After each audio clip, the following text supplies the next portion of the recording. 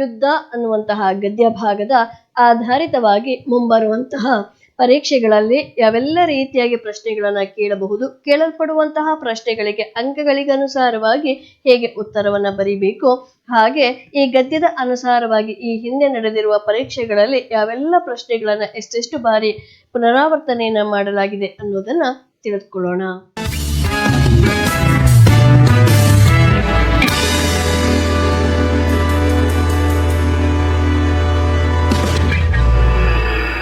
ಹಾಗಿದ್ರೆ ಬನ್ನಿ ಈ ಗದ್ಯದ ಅನುಸಾರ ಮಕ್ಕಳೇ, ಇದಿಷ್ಟು ಕೂಡ ಸಾರಾ ಅಬೂಬಕರ್ ಅವರು ಬರೆದಿರುವಂತಹ ಯುದ್ಧ ಅನ್ನುವಂತಹ ಗದ್ಯದ ಸಾರಾಂಶ. ಹಾಗಿದ್ರೆ ಬನ್ನಿ ಈ ಗದ್ಯದ ಅನುಸಾರವಾಗಿ ಉದ್ದಿಷ್ಟಾನುಸಾರ ಪ್ರಾಮುಖ್ಯತೆಯಲ್ಲಿ ಯಾವ ರೀತಿಯಾಗಿ ಎಷ್ಟೆಷ್ಟು ಅಂಕಗಳಿಗೆ ಪ್ರಶ್ನೆಯನ್ನ ಕೇಳಬಹುದು ಅನ್ನೋದನ್ನ ನೋಡೋಣ. ಸ್ಮರಣೆ ವಿಭಾಗದಲ್ಲಿ 10 ಪ್ರಶ್ನೆಗಳನ್ನ 12 ಅಂಕಗಳಿಗೆ, ಗ್ರಹಿಕೆ ವಿಭಾಗದಲ್ಲಿ 5 ಪ್ರಶ್ನೆಗಳನ್ನ 10 ಅಂಕಗಳಿಗೆ, ಹಾಗೆ ಸುಲಭದ ವಿಭಾಗದಲ್ಲಿ 11 ಪ್ರಶ್ನೆಗಳನ್ನ 37 ಅಂಕಗಳಿಗೆ ಕೇಳಬಹುದಾಗಿದೆ.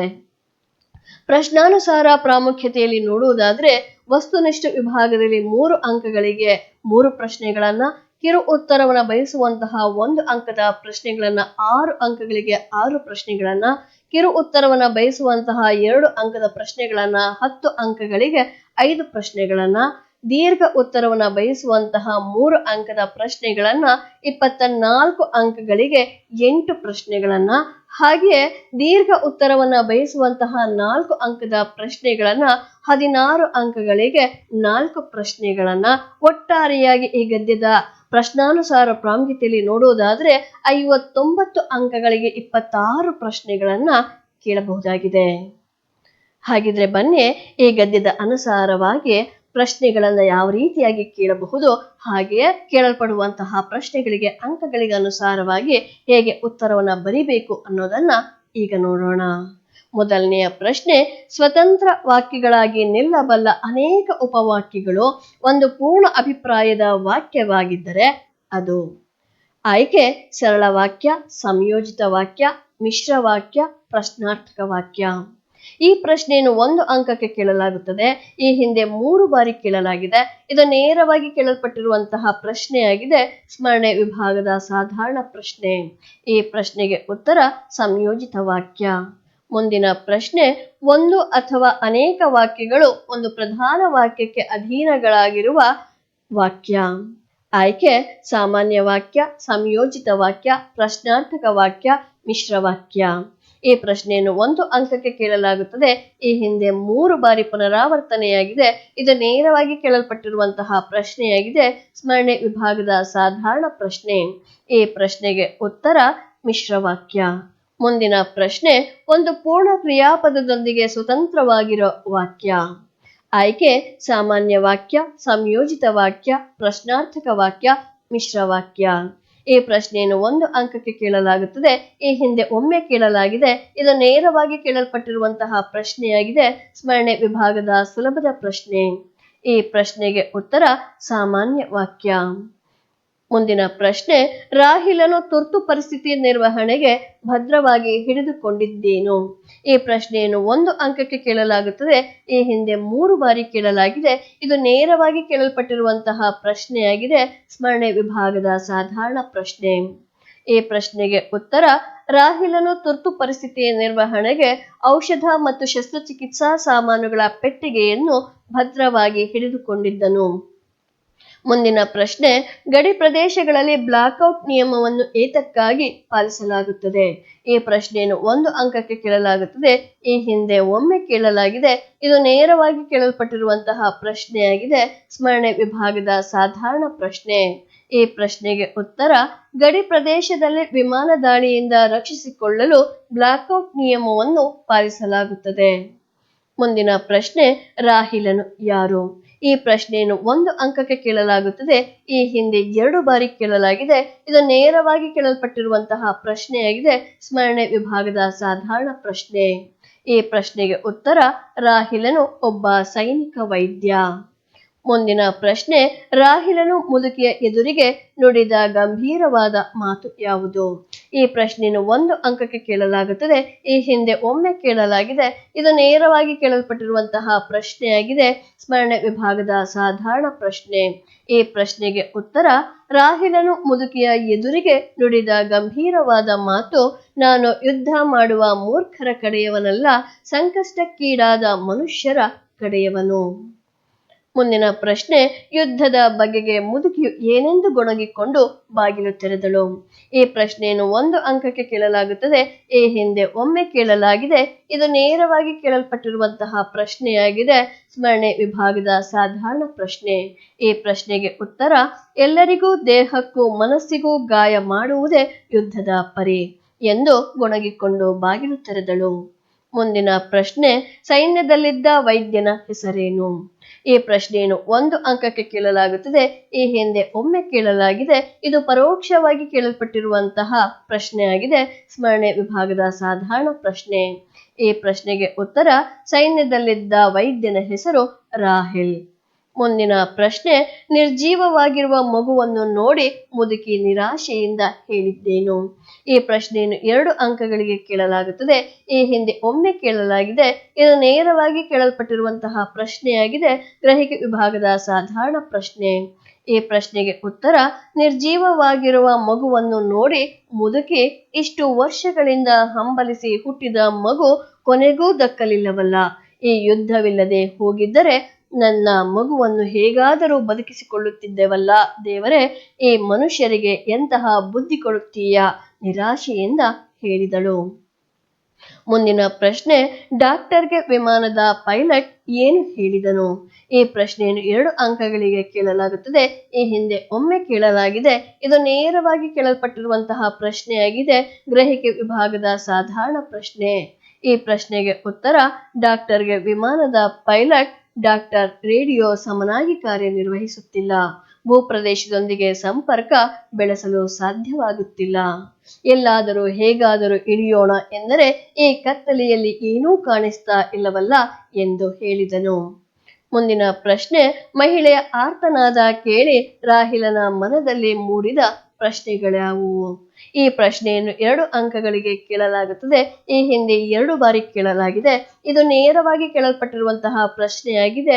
ಗ್ರಹಿಕೆ ವಿಭಾಗದ ಸಾಧಾರಣ ಪ್ರಶ್ನೆ. ಈ ಪ್ರಶ್ನೆಗೆ ಉತ್ತರ, ಮಹಿಳೆಯ ಆರ್ತನಾದ ಕೇಳಿ ರಾಹಿಲನ ಮನದಲ್ಲಿ, ಅಯ್ಯೋ, ಆ ಮಹಿಳೆ ಯಾವ ರೀತಿ ಅಪಾಯದಲ್ಲಿ ಸಿಲುಕಿದ್ದಾಳೆ? ಆ ಮನೆಯೊಳಗೆ ಏನು ಸಂಭವಿಸುತ್ತಿದೆ? ನಾನು ಈಗ ಆ ಮನೆಯ ಕದವನ್ನು ತಟ್ಟಿದರೆ ಪರಿಣಾಮ ಏನಾಗಬಹುದು? ವಿಮಾನ ದಾಳಿಯಿಂದ ತಪ್ಪಿಸಿಕೊಳ್ಳಲು ಬ್ಲಾಕ್ಔಟ್ ನಿಯಮ ಪಾಲಿಸಲಾಗುತ್ತಿದೆ. ಇಂತಹ ಈ ಸಮಯದಲ್ಲಿ ಆ ಮನೆಯೊಳಗೆ ಯಾವ ರೀತಿಯ ಕ್ರೌರ್ಯ ನಡೆಯುತ್ತಿದೆ ಎಂಬ ಪ್ರಶ್ನೆಗಳು ಮೂಡಿದವು. ಮುಂದಿನ ಪ್ರಶ್ನೆ, ಮುದುಕಿಯು ರಾಹಿಲನ ಬಳಿ ಯುದ್ಧದ ಬಗ್ಗೆ ತಿರಸ್ಕಾರದಿಂದ ನುಡಿದ ಮಾತುಗಳೇನು? ಈ ಪ್ರಶ್ನೆಯನ್ನು 2 ಅಂಕಗಳಿಗೆ ಕೇಳಲಾಗುತ್ತದೆ. ಈ ಹಿಂದೆ ಒಮ್ಮೆ ಕೇಳಲಾಗಿದೆ. ಇದು ನೇರವಾಗಿ ಕೇಳಲ್ಪಟ್ಟಿರುವಂತಹ ಪ್ರಶ್ನೆಯಾಗಿದೆ. ಗ್ರಹಿಕೆ ವಿಭಾಗದ ಸಾಧಾರಣ ಪ್ರಶ್ನೆ. ಈ ಪ್ರಶ್ನೆಗೆ ಉತ್ತರ, ಮುದುಕಿಯು ರಾಹಿಲನ ಬಳಿ, ನೋಡಪ್ಪ, ನಾನು ಈ ಊರಿಗೆ ಬಂದು 50 ವರ್ಷಗಳಾದರೂ ಆಗಿರಬಹುದು. ಮದುವೆಯಾಗಿ ನವವಧುವಾಗಿ ಈ ಊರನ್ನು ಪ್ರವೇಶಿಸಿದೆ. ಕೆಲವು ಕಾಲ ನೆಮ್ಮದಿಯಿಂದಲೇ ಇದ್ದೆವು. ಜಮೀನು ಆಸ್ತಿ ನಮಗೆ ಸಾಕಾಗುವಷ್ಟು ಇತ್ತು, ಈಗಲೂ ಇದೆ. ಆದರೆ ನೆಮ್ಮದಿಯಿಂದ ಬದುಕಲು ಈ ಜನ ಬಿಡಬೇಕಲ್ಲ. ಯುದ್ಧವಂತೆ ಯುದ್ಧ ಎಂದು ಯುದ್ಧದ ಬಗ್ಗೆ ತಿರಸ್ಕಾರದಿಂದ ನುಡಿದ ಮಾತುಗಳಾಗಿವೆ. ಮುಂದಿನ ಪ್ರಶ್ನೆ, ಮುದುಕಿಯು ಸೈನಿಕರಿಂದ ರಾಹಿಲನನ್ನು ಹೇಗೆ ರಕ್ಷಿಸಿದಳು? ಈ ಪ್ರಶ್ನೆಯನ್ನು 2 ಅಂಕಗಳಿಗೆ ಕೇಳಲಾಗುತ್ತದೆ. ಈ ಹಿಂದೆ 2 ಬಾರಿ ಕೇಳಲಾಗಿದೆ. ಇದು ಪರೋಕ್ಷವಾಗಿ ಕೇಳಲ್ಪಟ್ಟಿರುವಂತಹ ಪ್ರಶ್ನೆಯಾಗಿದೆ. ಗ್ರಹಿಕೆ ವಿಭಾಗದ ಸಾಧಾರಣ ಪ್ರಶ್ನೆ. ಈ ಪ್ರಶ್ನೆಗೆ ಉತ್ತರ, ಬಾಗಿಲು ತೆಗೆಯಿರಿ ಎಂಬ ಗರ್ಜನೆಯ ಧ್ವನಿ ಕೇಳಿದ ಮುದುಕಿ ನಿಶ್ಶಬ್ದವಾಗಿ ರಾಹಿಲನನ್ನು ಸೊಸೆ ಮಲಗಿದ ಕೋಣೆಗೆ ಕಳುಹಿಸಿ ಮಂಚದಡಿಯನ್ನು ತೋರಿಸಿದಳು. ಬಾಗಿಲು ತೆರೆದಾಗ ಒಳ ನುಗ್ಗಿದ ಸೈನಿಕರು, ಯಾರಾದರೂ ಗಾಯಗೊಂಡ ಸೈನಿಕರು ಈ ಕಡೆ ಬಂದಿದ್ದಾರೆಯೇ ಎಂದು ಹುಡುಕಲು ಮುಂದಾದಾಗ, ನನ್ನ ಮೊಮ್ಮಗುವಿನ ಹೆಣವಿದೆ, ಅದನ್ನು ನೋಡಿ. ಯಾರಿಗಾಗಿ, ಯಾತಕ್ಕಾಗಿ ಈ ಯುದ್ಧ? ಅದನ್ನಾದರೂ ಹೇಳಿರಿ. ಈ ಯುದ್ಧ ನನ್ನ ಮೊಮ್ಮಗುವನ್ನು ಉಳಿಸಲಿಲ್ಲವಲ್ಲ ಎಂದು ಕೋಣೆಯಿಂದ ಬರುತ್ತಿದ್ದ ಹಸಿನೆತ್ತರ ವಾಸನೆ ಮೂಗಿಗೆ ಬಡಿಯಿತು. ಬಂದ ಎಲ್ಲಾ ಸೈನಿಕರು ನಿಶ್ಶಬ್ದವಾಗಿ ಹಿಂದಿರುಗಿದರು. ಹೀಗೆ ಮುದುಕಿ ರಾಹಿಲನನ್ನು ಸೈನಿಕರಿಂದ ರಕ್ಷಿಸಿದಳು. ಮುಂದಿನ ಪ್ರಶ್ನೆ, ಲೇಖಕಿಯ ಪರಿಚಯ. ಸಾರಾ ಅಬೂಬಕರ್ ಅವರ ಪರಿಚಯವನ್ನು ಮಾಡಿಕೊಡಿ ಅನ್ನುವಂತಹ ಪ್ರಶ್ನೆ. ಈ ಪ್ರಶ್ನೆಯನ್ನು 3 ಅಂಕಗಳಿಗೆ ಕೇಳಲಾಗುತ್ತದೆ. ಈ ಹಿಂದೆ 3 ಬಾರಿ ಪುನರಾವರ್ತನೆಯಾಗಿದೆ. ಇದು ನೇರವಾಗಿ ಕೇಳಲ್ಪಟ್ಟಿರುವಂತಹ ಪ್ರಶ್ನೆಯಾಗಿದೆ. ಸ್ಮರಣೆ ವಿಭಾಗದ ಸುಲಭದ ಪ್ರಶ್ನೆ. ಸಾರಾ ಅಬೂಬಕರ್ ಅವರ ಒಂದು ಕಿರು ಪರಿಚಯ. ಕನ್ನಡ ನಾಡಿನ ಖ್ಯಾತ ಕಥೆಗಾರ್ತಿ ಹಾಗೂ ಕಾದಂಬರಿಗಾರ್ತಿಯಾಗಿ ಜನಪ್ರಿಯರಾಗಿರುವ ಲೇಖಕಿ ಸಾರಾ ಅಬೂಬಕರ್ ಅವರು 30 ಜೂನ್ 1936ರಂದು ಕಾಸರಗೋಡಿನಲ್ಲಿ ಜನಿಸಿದರು. ಇವರು ಚಂದ್ರಗಿರಿಯ ತೀರದಲ್ಲಿ ಸಹನ, ಕದನ, ವಿರಾಮ, ವಜ್ರಗಳು, ಸುಳಿಯಲ್ಲಿ ಸಿಕ್ಕವರು, ತಳ ಒಡೆದ ದೋಣಿಯಲ್ಲಿ ಮೊದಲಾದವು ಇವರ ಪ್ರಮುಖ ಕಾದಂಬರಿಗಳು. ಚಪ್ಪಲಿಗಳು, ಖೆಡ್ಡ, ಅರ್ಧರಾತ್ರಿಯಲ್ಲಿ ಹುಟ್ಟಿದ ಕೂಸು, ಪಯಣ ಮೊದಲಾದ ಪ್ರಮುಖ ಕೃತಿಗಳನ್ನು ಬರೆದಿದ್ದಾರೆ. ಇವರಿಗೆ ಕನ್ನಡ ಸಾಹಿತ್ಯ ಪರಿಷತ್ತಿನ ನೃಪತುಂಗ ಪ್ರಶಸ್ತಿ ಹಾಗೂ ಅನೇಕ ಪ್ರಶಸ್ತಿಗಳು ಹಾಗೂ ಗೌರವಗಳು ಸಂದಿವೆ. ಮುಂದಿನ ಪ್ರಶ್ನೆ, ಕೆಳಗಿನ ಹೇಳಿಕೆಗಳಿಗೆ ಸಂದರ್ಭ ಸಹಿತ ಸ್ವಾರಸ್ಯವನ್ನು ವಿವರಿಸಿ. ಮುಂದಿನ ಪ್ರಶ್ನೆ, ಕೆಳಗಿನ ಹೇಳಿಕೆಗಳಿಗೆ ಸಂದರ್ಭ ಸಹಿತ ಸ್ವಾರಸ್ಯವನ್ನು ವಿವರಿಸಿ. ಸಂದರ್ಭದ ವಾಕ್ಯ, ಮನೆಯೊಳಗೆ ಯಾವ ರೀತಿಯ ಕ್ರೌರ್ಯ ನಡೆಯುತ್ತಿದೆ. ಈ ಪ್ರಶ್ನೆಯನ್ನು 3 ಅಂಕಗಳಿಗೆ ಕೇಳಲಾಗುತ್ತದೆ. ಈ ಹಿಂದೆ ಒಮ್ಮೆ ಕೇಳಲಾಗಿದೆ. ಇದು ಪರೋಕ್ಷವಾಗಿ ಕೇಳಲ್ಪಟ್ಟಿರುವಂತಹ ಪ್ರಶ್ನೆಯಾಗಿದೆ. ಅಭಿವ್ಯಕ್ತಿ ವಿಭಾಗದ ಕಠಿಣ ಪ್ರಶ್ನೆ. ಆಯ್ಕೆ, ಈ ವಾಕ್ಯವನ್ನು ಸಾರಾ ಅಬೂಬಕರ್ ಅವರು ರಚಿಸಿರುವ ಚಪ್ಪಲಿಗಳು ಕಥಾ ಸಂಕಲನದಿಂದ ಆಯ್ದ ಯುದ್ಧ ಎಂಬ ಗದ್ಯ ಭಾಗದಿಂದ ಆರಿಸಿಕೊಳ್ಳಲಾಗಿದೆ. ಸಂದರ್ಭ, ಈ ಮಾತನ್ನು ವೈದ್ಯ ಸೈನಿಕ ರಾಹಿಲ ವಿಮಾನದಿಂದ ಸಮುದ್ರಕ್ಕೆ ಬಿದ್ದು ಈಜಿ ದಡ ಸೇರಿದಾಗ ಮಿಂಚಿನ ಬೆಳಕಿನಲ್ಲಿ ಒಂಟಿ ಮನೆಯೊಂದು ಗೋಚರವಾದಾಗ ರಕ್ಷಣೆಗೆ ತೆರಳಿದಾಗ ಆ ಮನೆಯಲ್ಲಿ ಹೆಣ್ಣು ಮಗಳ ಆರ್ತನಾದ ಕೇಳಿ ಮನದಲ್ಲಿ ಮೂಡಿದ ಪ್ರಶ್ನೆಯಾಗಿದೆ. ಸ್ವಾರಸ್ಯ, ಮಹಿಳೆಯ ಆರ್ತನಾದ ರಾಹಿಲನ ಮನದಲ್ಲಿ ಮೂಡಿದ ಸಂಕಷ್ಟ ಭಾವನೆಯ ಸ್ವಾರಸ್ಯವನ್ನು ಒಳಗೊಂಡಿದೆ. ಮುಂದಿನ ಸಂದರ್ಭದ ವಾಕ್ಯ, ಹೊರಗೆ ಯುದ್ಧದ ಹೆಸರಲ್ಲಿ ಮನುಷ್ಯ ಜೀವಿಗಳ ಸಾಮೂಹಿಕ ಕೊಲೆಯಾಗುತ್ತಿವೆ. ಈ ಪ್ರಶ್ನೆಯನ್ನು 3 ಅಂಕಗಳಿಗೆ ಕೇಳಲಾಗುತ್ತದೆ. ಈ ಹಿಂದೆ ಒಮ್ಮೆ ಕೇಳಲಾಗಿದೆ. ಇದು ಪರೋಕ್ಷವಾಗಿ ಕೇಳಲ್ಪಟ್ಟಿರುವಂತಹ ಪ್ರಶ್ನೆಯಾಗಿದೆ. ಅಭಿವ್ಯಕ್ತಿ ವಿಭಾಗದ ಕಠಿಣ ಪ್ರಶ್ನೆ. ಆಯ್ಕೆ, ಈ ವಾಕ್ಯವನ್ನು ಸಾರಾ ಅಬೂಬಕರ್ ಅವರು ರಚಿಸಿರುವ ಚಪ್ಪಲಿಗಳು ಎಂಬ ಕಥಾ ಸಂಕಲನದಿಂದ ಆರಿಸಲಾದ ಯುದ್ಧ ಎಂಬ ಗದ್ಯ ಭಾಗದಿಂದ ಆರಿಸಿಕೊಳ್ಳಲಾಗಿದೆ. ಸಂದರ್ಭ, ರಾಹಿಲನು ತನ್ನ ರಕ್ಷಣೆಗೆಂದು ಪ್ರವೇಶಿಸಿದ ಮನೆಯಲ್ಲಿ ಹೆಂಗಸೊಬ್ಬಳು ಹೆರಿಗೆ ನೋವಿನಿಂದ ಬಳಲುತ್ತಿರುವುದನ್ನು ಕಂಡು ತಾನೋರ್ವ ವೈದ್ಯನಾಗಿರುವುದರಿಂದ ಹೆರಿಗೆ ಮಾಡಿಸಲು ಮುಂದಾಗುತ್ತಾನೆ. ಜೀವಿಯೊಂದನ್ನು ಹೊರಹಾಕಲು ಆ ಹೆಣ್ಣು ಮಗಳು ತನ್ನ ಜೀವವನ್ನು ಪಣಕ್ಕಿಟ್ಟಿರುವುದನ್ನು ನೋಡಿ ರಾಹಿಲನ ಮನದಲ್ಲಿ ಈ ಮಾತು ಮೂಡಿ ಬರುತ್ತದೆ. ಸ್ವಾರಸ್ಯ, ಒಂದೆಡೆ ಹೊಸ ಜೀವಿಗೆ ಜನ್ಮ ನೀಡಲು ತನ್ನ ಜೀವ ಪಣಕ್ಕಿಟ್ಟ ತಾಯಿ, ಮತ್ತೊಂದೆಡೆ ಯುದ್ಧದ ಹೆಸರಿನಲ್ಲಿ ನಡೆಯುವ ರಕ್ತಪಾತದ ಸಾವು, ಇವು ರಾಹಿಲನ ಮನದಲ್ಲಿ ವೈಚಿತ್ರ್ಯ ಮೂಡಿಸಿರುವುದು ಸ್ವಾರಸ್ಯಕರವಾಗಿದೆ. ಮುಂದಿನ ಸಂದರ್ಭದ ವಾಕ್ಯ, ದಯವಿಟ್ಟು ಬಾಗಿಲು ತೆಗೆಯಿರಿ, ನಾನು ಗಾಯಗೊಂಡಿದ್ದೇನೆ. ಈ ಪ್ರಶ್ನೆಯನ್ನು 3 ಅಂಕಗಳಿಗೆ ಕೇಳಲಾಗುತ್ತದೆ.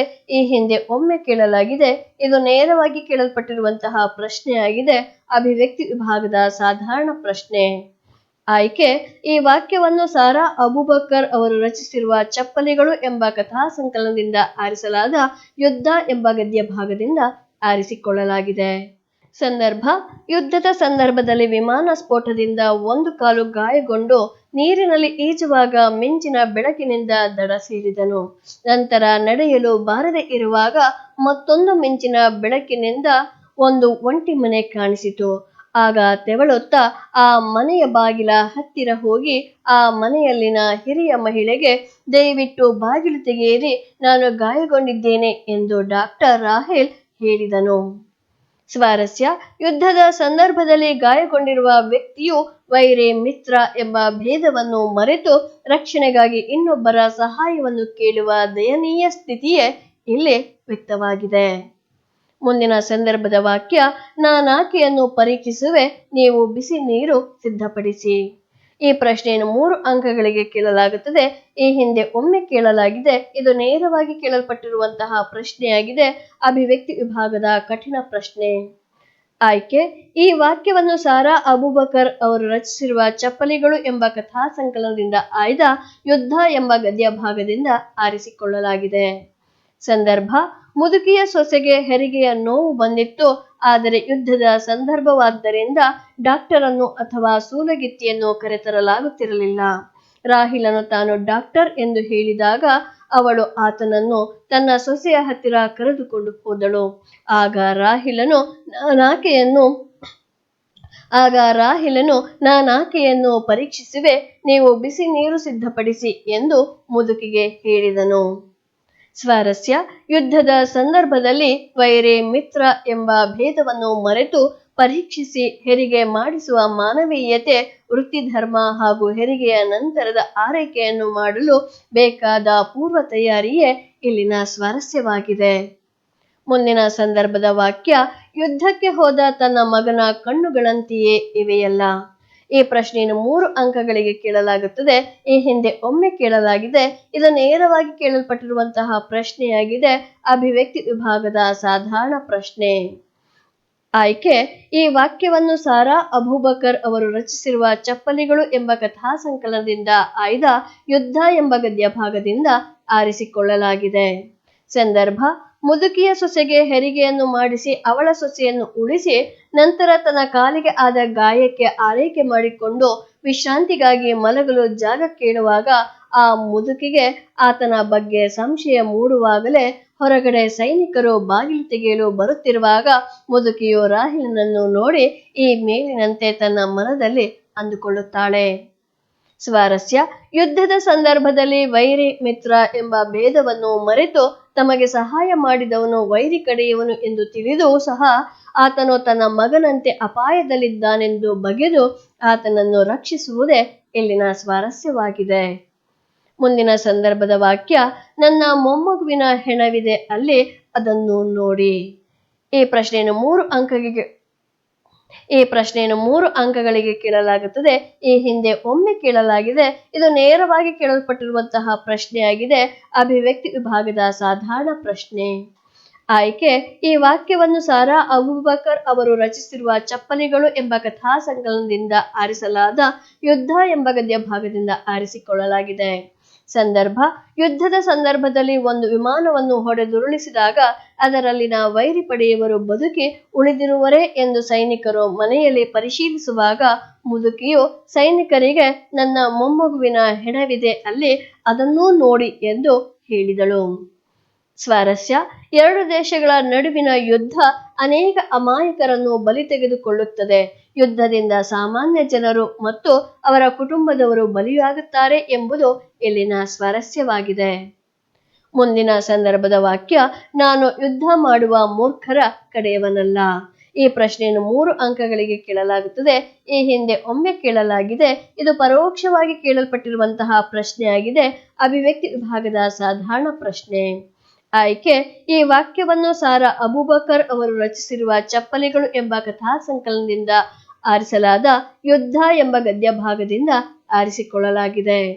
ಸಂದರ್ಭ: ರಾಹಿಲನು ತನ್ನ ರಕ್ಷಣೆಗಾಗಿ ಒಂಟಿ ಮನೆಯ ಸಮೀಪ ತೆರಳಿ ಬಾಗಿಲು ತಟ್ಟಿದನು.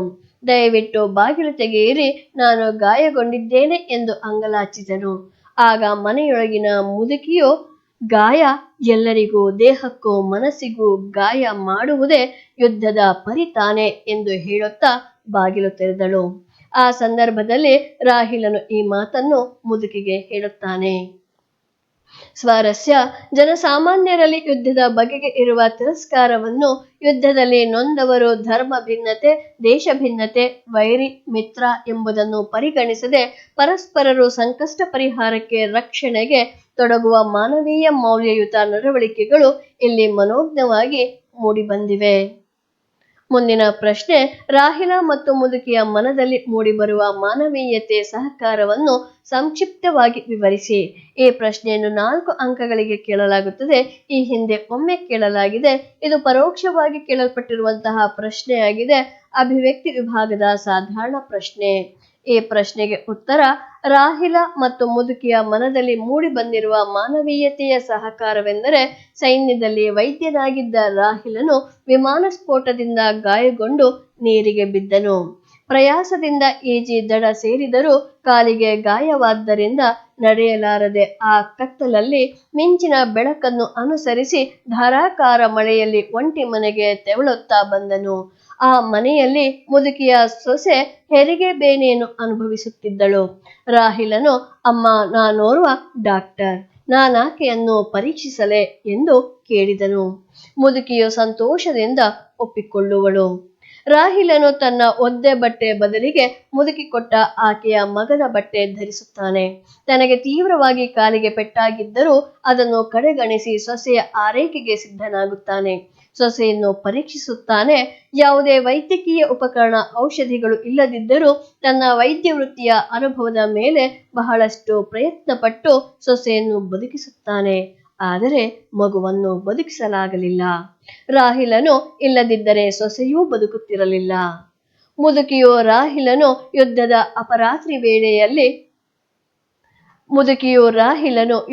ಅಪರಾತ್ರಿ ಮಳೆಯಲ್ಲಿ ಬಂದಾಗ ಆಶ್ರಯ ನೀಡುತ್ತಾಳೆ. ತನ್ನ ಮಗನ ಬಟ್ಟೆ ನೀಡುತ್ತಾಳೆ. ಸೊಸೆಯನ್ನು ರಕ್ಷಿಸಿದ್ದರಿಂದ ಆತನಲ್ಲಿ ತನ್ನ ಮಗನನ್ನು ಕಾಣುತ್ತಾಳೆ.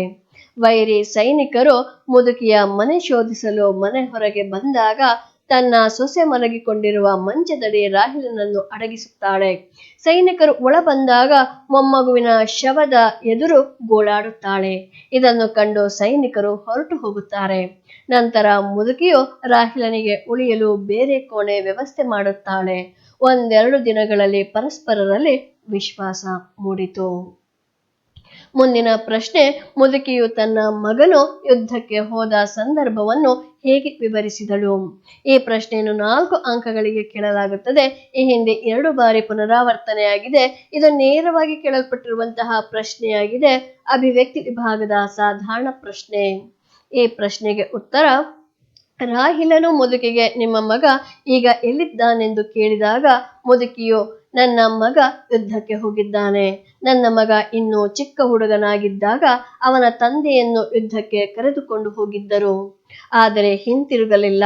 ಎದೆ ತುಂಬಾ ಬೂದಿ ಮುಚ್ಚಿದ ಕೆಂಡ, ಎದೆಯ ಗಾಯ ಇಂದಿಗೂ ಇದೆ ನೋಡು.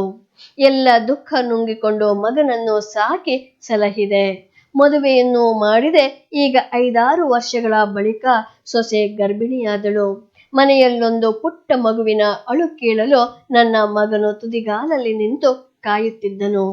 ಅಷ್ಟರಲ್ಲಿ ಬಂತು ಯುದ್ಧ. ಅವನೊಮ್ಮೆ ಹಿಂತಿರುಗಿ ಬಂದಿದ್ದರೆ ಸಾಕಾಗಿತ್ತು. ಈ ವಿಷಯ ತಿಳಿದು ಅವನೆಷ್ಟು ಸಂಕಟ ಪಡುತ್ತಾನೋ ಎಂದು ಮಗನು ಯುದ್ಧಕ್ಕೆ ಹೋದ ಸಂದರ್ಭವನ್ನು ವಿವರಿಸಿದಳು. ಮುಂದಿನ ಪ್ರಶ್ನೆ, ರಾಹಿಲನು ಮುದುಕಿಯ ಕುಟುಂಬಕ್ಕೂ ಮುದುಕಿಯು ರಾಹಿಲನಿಗೂ ಮಾಡಿದ ಸಹಾಯವನ್ನು ಸಂಕ್ಷಿಪ್ತವಾಗಿ ವಿವರಿಸಿ. ಈ ಪ್ರಶ್ನೆಯನ್ನು 4 ಅಂಕಗಳಿಗೆ ಕೇಳಲಾಗುತ್ತದೆ. ಈ ಹಿಂದೆ 2 ಬಾರಿ ಕೇಳಲಾಗಿದೆ. ಇದು ನೇರವಾಗಿ ಕೇಳಲ್ಪಟ್ಟಿರುವಂತಹ ಪ್ರಶ್ನೆಯಾಗಿದೆ. ಅಭಿವ್ಯಕ್ತಿ ವಿಭಾಗದ ಸಾಧಾರಣ ಪ್ರಶ್ನೆ. ಈ ಪ್ರಶ್ನೆಗೆ ಉತ್ತರ, ಯುದ್ಧದಲ್ಲಿ ಗಾಯಗೊಂಡ ರಾಹಿಲನು ಮುದುಕಿಯ ಮನೆಗೆ ಬರುತ್ತಾನೆ. ಆ ಸಂದರ್ಭದಲ್ಲಿ ಮುದುಕಿಯ ಸೊಸೆ ಹೆರಿಗೆ ಬೇನೆ ತಿನ್ನುತ್ತಿದ್ದಳು. ಇದನ್ನು ತಿಳಿದ ರಾಹಿಲ, ಅಮ್ಮ, ನಾನೋರ್ವ ಡಾಕ್ಟರ್, ಆಕೆಯನ್ನು ಪರೀಕ್ಷಿಸಲೇ ಎಂದು ಕೇಳಿದಾಗ ಮುದುಕಿಗೆ ಸಂತೋಷವಾಯಿತು. ನಂತರ ಮುದುಕಿ ರಾಹಿಲನ ಒದ್ದೆ ಬಟ್ಟೆಗಳನ್ನು ನೋಡಿ ತನ್ನ ಮಗನ ಬಟ್ಟೆಗಳನ್ನು ತಂದುಕೊಟ್ಟಳು. ರಾಹಿಲ ಒದ್ದೆಯಾಗಿದ್ದ ಬಟ್ಟೆ ಬದಲಿಸಿಕೊಂಡು ಮುದುಕಿಯ ಸೊಸೆಯನ್ನು ಪರೀಕ್ಷೆ ಮಾಡತೊಡಗಿದನು. ಬಹಳ ಹೊತ್ತಿನ ಪ್ರಯತ್ನದ ಬಳಿಕ ಮಗುವನ್ನು ಹೊರತೆಗೆದು ಸೊಸೆಯ ಜೀವ ಉಳಿಸಿದನು. ಆದರೆ ಮಗು ನಿರ್ಜೀವವಾಗಿತ್ತು. ನಂತರ ಮುದುಕಿಯು 1-2 ಪುಟ್ಟ ಹಲಗೆ ತುಂಡುಗಳನ್ನು ಕೊಟ್ಟಳು. ಅವುಗಳಿಂದ ನೋವಾಗಿದ್ದ ಕಾಲುಗಳ ಆರೈಕೆ ಮಾಡಿಕೊಂಡನು. ಇದೇ ಸಮಯಕ್ಕೆ ಶತ್ರು ದೇಶದ ಸೈನಿಕರು ರಾಹಿಲನನ್ನು ಹುಡುಕಿಕೊಂಡು ಬಂದರು. ಆಗ ಮುದುಕಿಯು ರಾಹಿಲನ ಅಸಹಾಯಕತೆಯ ದಯನೀಯವಾದ ನೋಟವನ್ನು ನೋಡಿ ಯುದ್ಧಕ್ಕೆ ಹೋದ ತನ್ನ ಮಗನಂತೆ ಭಾವಿಸಿಕೊಂಡು ಸೊಸೆ ಮಲಗಿರುವ ಕೋಣೆಯ ಮಂಚದಡಿ ಕಳುಹಿಸಿ ಅವರಿಂದ ರಕ್ಷಿಸಿದಳು. ಶತ್ರು ಸೈನಿಕರು ಹೋದ ಮೇಲೆ ರಾಹಿಲನು ರಾತ್ರಿ ಒಂದು ಕೋಣೆಯಲ್ಲಿ ಮಲಗುವಂತೆ ಏರ್ಪಾಟು ಮಾಡಿದಳು. 1-2 ದಿನಗಳಲ್ಲಿ ಪರಸ್ಪರರಲ್ಲಿ ವಿಶ್ವಾಸ ಮೂಡಿತು. ಇಬ್ಬರು ಪರಸ್ಪರ ಸುಖ ದುಃಖಗಳನ್ನು ಹಂಚಿಕೊಂಡರು. ಹೀಗೆ ರಾಹಿಲನು ಮುದುಕಿಯ ಕುಟುಂಬಕ್ಕೂ ಮುದುಕಿಯು ರಾಹಿಲನಿಗೂ ಪರಸ್ಪರ ಸಹಾಯವನ್ನು ಮಾಡಿದರು. ಮುಂದಿನ ಪ್ರಶ್ನೆ, ರಾಹಿಲನನ್ನು ಹುಡುಕುತ್ತಾ ಬಂದ ಸೈನಿಕರು ಮತ್ತು ಮುದುಕಿಯ ನಡುವೆ ನಡೆದ ಸಂಭಾಷಣೆಯನ್ನು ತಿಳಿಸಿ. ಈ ಪ್ರಶ್ನೆಯನ್ನು 4 ಅಂಕಗಳಿಗೆ ಕೇಳಲಾಗುತ್ತದೆ. ಈ ಹಿಂದೆ ಒಮ್ಮೆ ಕೇಳಲಾಗಿದೆ. ಇದು ನೇರವಾಗಿ ಕೇಳಲ್ಪಟ್ಟಿರುವಂತಹ ಪ್ರಶ್ನೆಯಾಗಿದೆ. ಅಭಿವ್ಯಕ್ತಿ ವಿಭಾಗದ ಸಾಧಾರಣ ಪ್ರಶ್ನೆ. ಈ ಪ್ರಶ್ನೆಗೆ ಉತ್ತರ: ಮುದುಕಿಯ ಮನೆ ಬಾಗಿಲನ್ನು ಯಾರೋ ಬಾಗಿಲು ತೆಗೆಯಿರಿ ಎಂದು ಗಟ್ಟಿಯಾಗಿ ಕೂಗುತ್ತಾ ಬಡಿದರು. ಮುದುಕಿಯು ರಾಹಿಲನನ್ನು ತನ್ನ ಸೊಸೆಯ ಕೋಣೆಯ ಮಂಚದಡಿಯಲ್ಲಿ ರಕ್ಷಣೆ ಪಡೆಯುವಂತೆ ಹೇಳಿ ಬಾಗಿಲು ತೆರೆದಳು. ಸೈನಿಕರ ಉಡುಪಿನಲ್ಲಿದ್ದ 4-5 ಜನರು ಯಾರಾದರೂ ಗಾಯಗೊಂಡ ಸೈನಿಕರು ಈ ಕಡೆ ಬಂದಿದ್ದಾರೆಯೇ ಎಂದು ಕೇಳುತ್ತಾ ಒಳನುಗ್ಗಿದರು. ಇಲ್ಲವಲ್ಲ, ಮುದುಕಿ ನುಡಿದಳು. ನಮ್ಮವರೇ ಅಥವಾ ಆ ಕಡೆಯವರೇ ಎಂದು ಕೇಳಿದಳು. ಆ ಕಡೆಯವರು, ನಮ್ಮ ಮೇಲೆ ದಾಳಿ ಮಾಡಲು ಬಂದವರು. ಅಷ್ಟರಲ್ಲೇ ನಾವು ವಿಮಾನವನ್ನು ಹೊಡೆದು ಉರುಳಿಸಿದೆವು ಎಂದು ಒಬ್ಬನೆಂದಾಗ ಇನ್ನೊಬ್ಬನು, ಸರ್, ಅದರಲ್ಲಿದ್ದವರು ಬದುಕಿರಲಾರರು. ಆದರೂ ಈ ಮನೆಯಲ್ಲೊಮ್ಮೆ ನೋಡಿಬಿಡಿ, ಅಪ್ಪಣೆ ಕೊಟ್ಟನಾತ. ಉಳಿದವರು ಒಳಹೊಕ್ಕರು. ಮುದುಕಿ ಅಳುತ್ತಾ, ನೋಡಿ, ನನ್ನ ಮೊಮ್ಮಗುವಿನ ಹೆಣವಿದೆ ಅಲ್ಲೇ, ಅದನ್ನು ನೋಡಿ. ಈ ಯುದ್ಧ ನನ್ನ ಮೊಮ್ಮಗುವನ್ನು ಉಳಿಸಲಿಲ್ಲವಲ್ಲ, ಯಾರಿಗಾಗಿ, ಯಾತಕ್ಕಾಗಿ ಈ ಯುದ್ಧ ಹೇಳಿರಲ್ಲ ಎಂದು ಕೇಳಿದಳು. ಮಕ್ಕಳೇ, ಇದಿಷ್ಟು ಕೂಡ ಸಾರಾ ಅಬೂಬಕರ್ ಅವರು ಬರೆದಿರುವಂತಹ ಯುದ್ಧ ಅನ್ನುವಂತಹ ಗದ್ಯದ ಅನುಸಾರವಾಗಿ ಮುಂಬರುವಂತಹ ಪರೀಕ್ಷೆಗಳಲ್ಲಿ ಯಾವೆಲ್ಲ ರೀತಿಯಾಗಿ ಪ್ರಶ್ನೆಗಳನ್ನ ಕೇಳಬಹುದು, ಹಾಗೆ ಕೇಳಲ್ಪಡುವಂತಹ ಪ್ರಶ್ನೆಗಳಿಗೆ ಅಂಕಗಳಿಗೆ ಅನುಸಾರವಾಗಿ ಹೇಗೆ ಉತ್ತರವನ್ನ ಬರೀಬೇಕು, ಹಾಗೂ ಈ ಹಿಂದೆ ನಡೆದಿರುವಂತಹ